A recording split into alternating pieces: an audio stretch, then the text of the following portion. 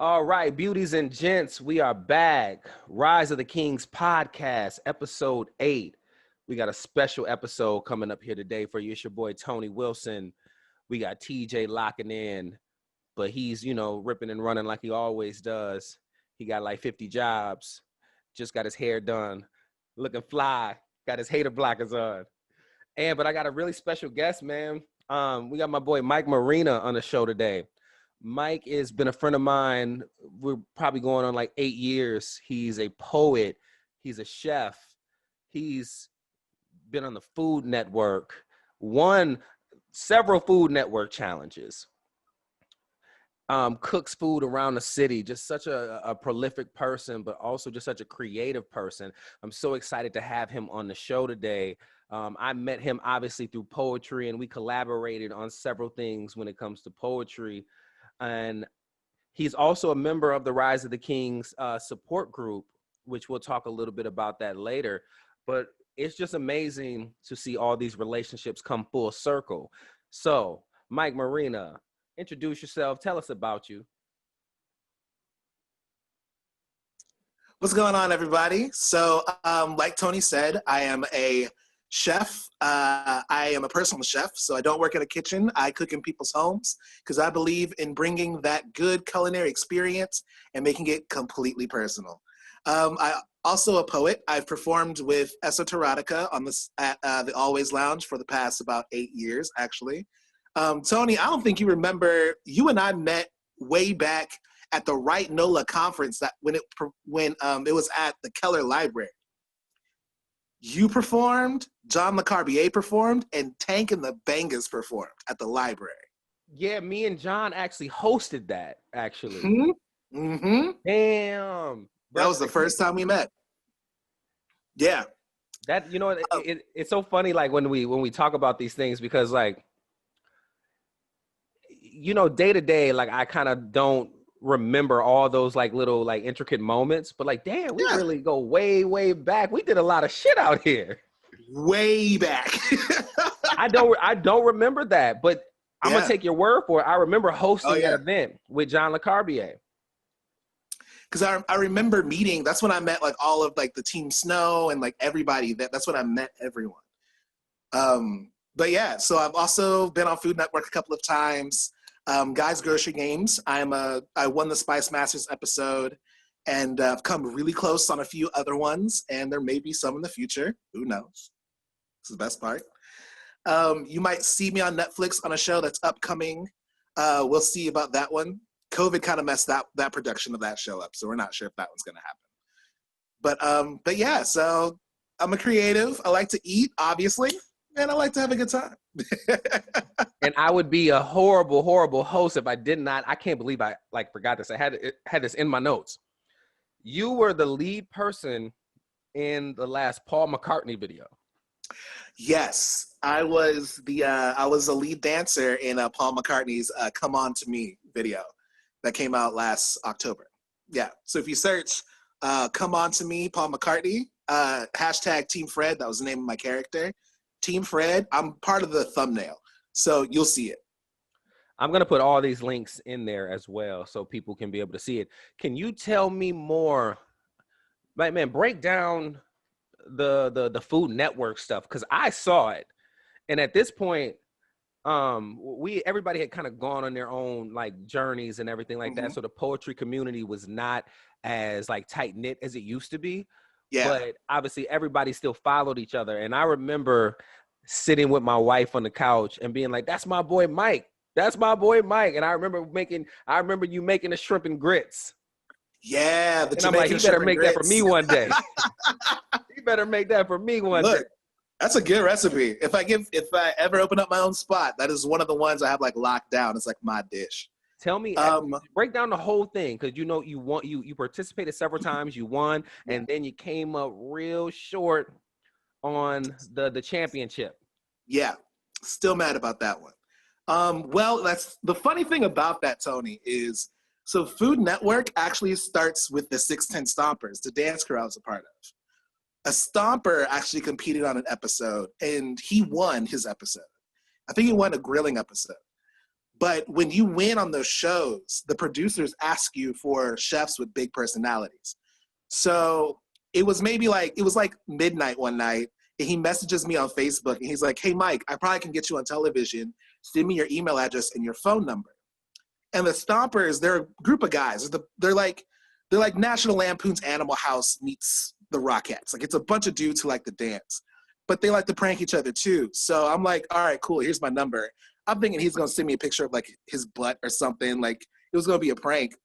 The casting director calls me while I'm at work. I freak out and I hang up on her because it was just like, "Hi, is this Mike Marina? I am so and so and so and so from casting agency. I got your number." And I was like, "What? No way!" Click. She calls me back. She's like, "Don't hang up this time."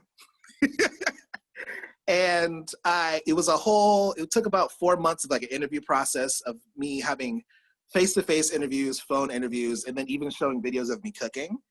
And I get on the show, and it's a Spice Masters episode. I'm competing against really talented chefs. And it just worked out. Cooking on Guys Grocery Games is a lot of fun. It's probably my favorite show. A lot of people like Chopped. I prefer Guys because I think Guys is a harder show to win, because on Chopped, you get a certain amount of time, but all of your ingredients are in like arm's reach. Like, you have to go to a pantry, but a pantry is maybe like 10 feet away from you. In Guys Grocery Games, you're competing in a grocery store. So there's times where it's like, if you're trying to make, for example, shrimp and grits, you need to make sure that you have grits, all of your seasonings for the grits, salt and pepper, chicken stock, or whatever stock you need for that too. And it changes depending on whether you want stone ground grits or instant grits. Like, you have to make sure you have all of your ingredients to that level. And so it's not even like you have to be strategic about what you're cooking. You also have to be strategic about where you go and get stuff. Because if you forget something, like a major ingredient, it eats up that time because you have to like run across your grocery store to get stuff. So I ended up winning the first episode, and I also started training with my friends before I went on the show.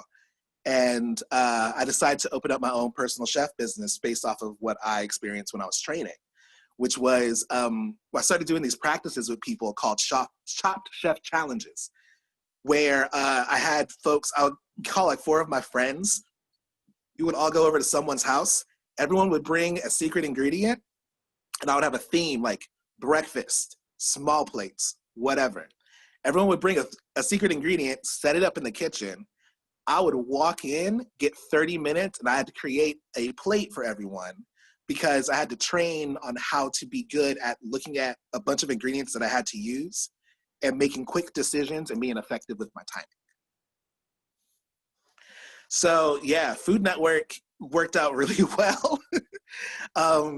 I have a blast. The producers there are awesome. Guy Fieri is actually one of the nicest people I've ever encountered. He's super supportive, loves chefs, loves cooks. And he's brought me back a couple of times. I came up short in the winners tournament.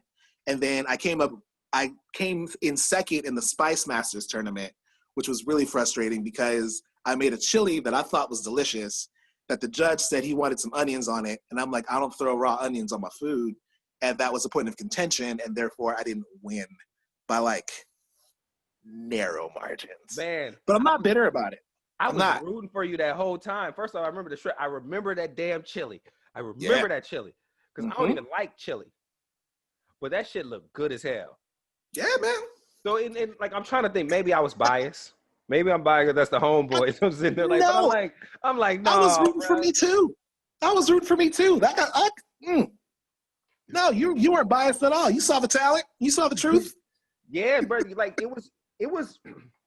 Let me tell you, I met you in the poetry realm, right? Mm-hmm. So I knew what kind of honesty, because you were always a very like earnest person when it comes to poetry. Oh, thanks. And very like vulnerable but raw as fuck at the same time. But I think that's your personality as well. Like, I feel like you're like a I'm not afraid to be vulnerable, but I also ain't afraid to tell you how the fuck I feel. Yeah. That's how you gotta live. I never seen you in that realm before, but I didn't kind of know that that's what you did, for your day-to-day money. Yeah. So when that shit kind of came up, I said, man, hold up. So we sat down, got the family together, we watched it, and I said, this is dope. Yeah, man. This is dope. Like, And honestly, what I saw with that, I don't know how it all works, but I definitely could see like storylines. I'm sure Yeah, I'm trying to be careful here with my yeah, words. yeah. They kind of create a storyline for you while you're Storylines competing. really work with your who gets the championship. Yeah, yeah, I don't know. yeah. I don't know. I don't know if that influences it, honestly, because the cooking is really honest. And hats off to any cooks or chefs who even go on that show, because let me tell you, it's not an easy task. And the games they throw at you are really difficult sometimes. Like in the episode that I won, the last challenge, we were told just to make like a really spicy, our best dish. But then halfway through cooking, we're in like mid process. It's me and Reba, she's from Trinidad and Tobago.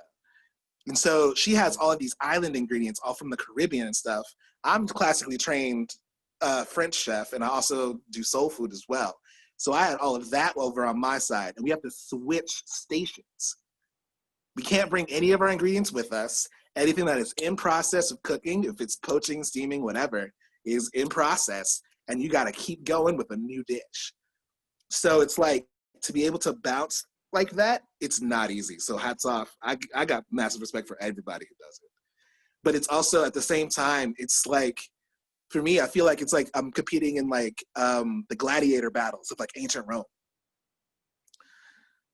You know, like I was an American Gladiators kid. Like I was like, that was my, these are my Olympics.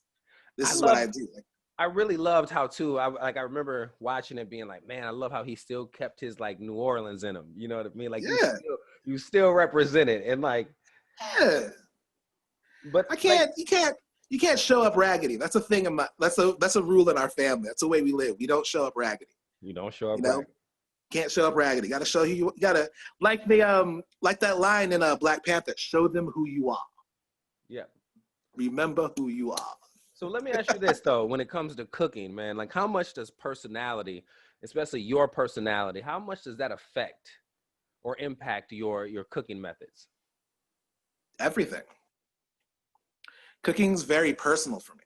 So it's everything from, and when we say cooking, I mean, I like, say for example, Tony, if you were going to hire me to cook for you and your wife, I'm going to ask you questions. I'm like, what do you guys like? What don't you like? What are you allergic to? What was your first date like? What was your first meal where you guys laughed together? What are smells that you like? What are like, because all of that, if I'm creating an experience, if I'm cooking for y'all, all of that matters. For me, like my personality is very big, but also I got a lot of love, and cooking is my way of showing love for people. You know, it's a gift. It's a really humbling thing to be trusted with nourishing somebody's body. That's essentially what cooking is. You look at me and you say, I trust you to nourish my body. And I take that seriously.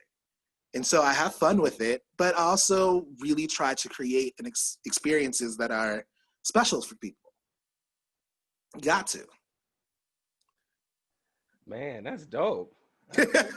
That's really dope. But you can see that. You can see that. That's why I think you shine so much in that cooking. In the Guy's Grocery. Was it Guy's Grocery Cart? Guy's Grocery Games. Triple Guy's G. Grocery Game. Sorry, yeah. Yep. But that's why you shine, man, because I think your personality just like pops out so much. Like you're definitely the type of person, and I've said to you, you're the type of person who could start your own business and it'd be something like, okay, I got like a few signature dishes, but this is what the chef gave to you for that day. This is what I'm giving to you. Like I went out today, and it's like this is gonna be so corny, but like Ratatouille. Yeah, exactly. Right? Remember Ratatouille where like they go out and they crunch the bread and shit like that? They crunch the bread, you kind of feel what's going on, and that's all important in cooking. That's the fun part for me. That was a whole cartoon, and I'm sitting there like, man, I can feel that bread right now. Like look, Ratatouille is one of my favorite movies. And people always ask me, like, Michael, how do you put dishes together? You know that scene in Ratatouille where he's eating an ingredient and it sounds like music to him? Then he tries something else and it sounds like a different sound of music. So it's like you have trumpets over here and snares and hi-hats over here, and he tries them together and it starts sounding like jazz. That's literally how cooking is for me. I taste ingredients, I can kind of see like one part of it. So then I start trying to taste everything else, and then it all starts coming together. So it's like I create a symphony.